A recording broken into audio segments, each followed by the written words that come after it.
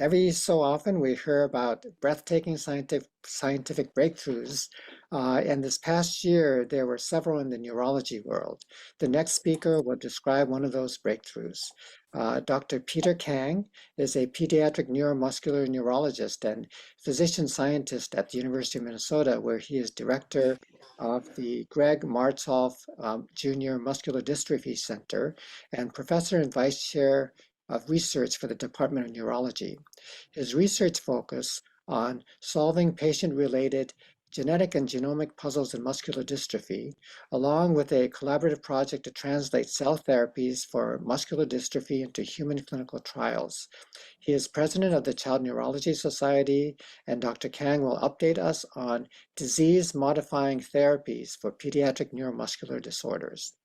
Thank you, Dr. Takayama. So it's a really exciting time in the world of neuromuscular disorders in children. And one of the things that I find really heartening about the research and the developments is that not only are these therapies being approved specifically for children, but they're also being studied in children. And so it's really important for there to be a lot of focus on children, both in the research realm and the clinical realm. So I think this is good news for everybody, for our patients and for the healthcare providers who take care of children.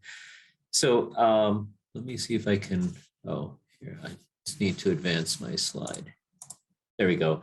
These are my disclosures.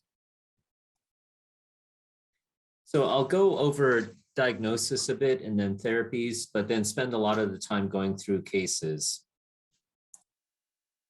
Let's talk about diagnosis. One of the biggest developments in diagnosis in recent years is the transformation of newborn screening from a panel that was largely focused on primarily metabolic disorders in childhood into more broad-based genetic disorders in childhood. So the big development in the past few years is the universal adoption now of spinal muscular atrophy newborn screening in all 50 states in the US. And the 50th state just signed on, I believe, within the past few months. So this is a new development. And that's very exciting because the first FDA-approved therapy for SMA was only approved in 2016. So it's really nice to see that in less than a decade now, we're screening all newborns for spinal muscular atrophy and are able, in most cases, to offer really exciting therapies.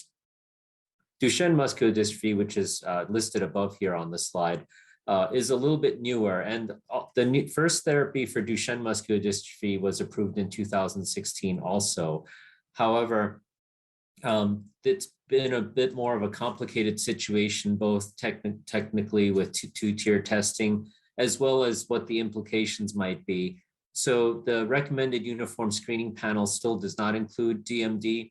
However, there are 3 states now that have approved universal screening: Ohio, New York, and Minnesota.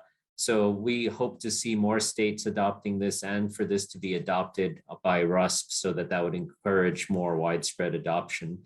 And then Pompe disease, genetic enzyme-based newborn screening has been on the RUSP, and over half of states include Pompe disease on their newborn screens.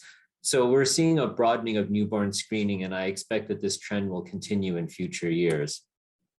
So let's talk about therapies a bit. If one were to stop at 2015 and then fast forward to today, it's amazing what's happened in the past decade. There are now 7 therapies approved by the FDA for Duchenne muscular dystrophy, and that doesn't include prednisone, which has been used off-label for many years and continues to be used for this. Then the reason why it's used off-label is that it's a very old medication that's been around for decades. There are 2 corticosteroids now approved for Duchenne muscular dystrophy therapy. The most recent was just a few months ago. And then there are 4 antisense oligonucleotides, and they skip various exons in the pre-mRNA stage, and they alter the way the gene is transcribed and produces a more functional version of the gene dystrophin. And then there's gene therapy, which has been in the news a lot. There is a gene therapy now approved for Duchenne muscular dystrophy. It was just approved in 2023.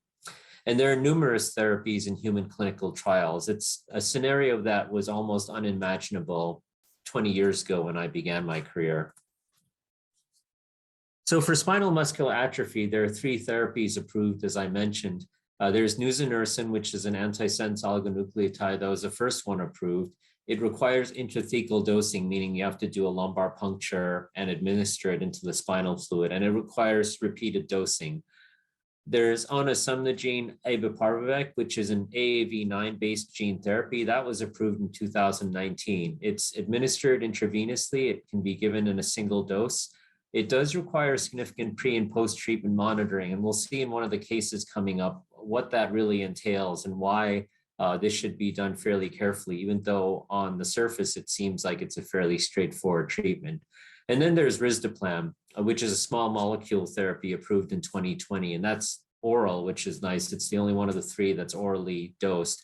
It does also require ongoing dosing, however. Pompe disease is one of those classic metabolic neuromuscular diseases that's been known for a long time. There are currently two enzyme replacement therapies approved by the FDA, and they are similar in some ways to each other, but they have distinct differences. There's L-glucosidase alpha, which was originally approved in 2006, and then a more recent enzyme replacement therapy, avalglucosidase alpha, and this is indicated specifically for late onset Pompe disease. So let's go into a few cases because this will illustrate how the landscape has changed and how there are now new dilemmas that we are all facing. So let's say you see a patient like this in your clinic, and this is from Duchenne's original publication back in the mid-19th century. And you can see that if you see a patient like this in your clinic, the thought of muscular dystrophy might immediately come to mind. And there are these two key findings in the diagram. One is the lumbar lordosis, and the other is the calf pseudohypertrophy. And for anyone in the audience who has seen these patients, these are distinct physical findings that are true today as well as in the mid-19th century. The other classic physical exam finding that you'd see in children like this would be the Gower sign, where the child makes a triangle and then walks up his or her legs. In Duchenne, it would be a boy in most cases, and in other forms of muscular dystrophy, it could be a boy or girl, walks up their legs to get up to a standing position. So for diagnostic testing, the serum CK level is still a really important test to send. It's been around since the mid-20th century.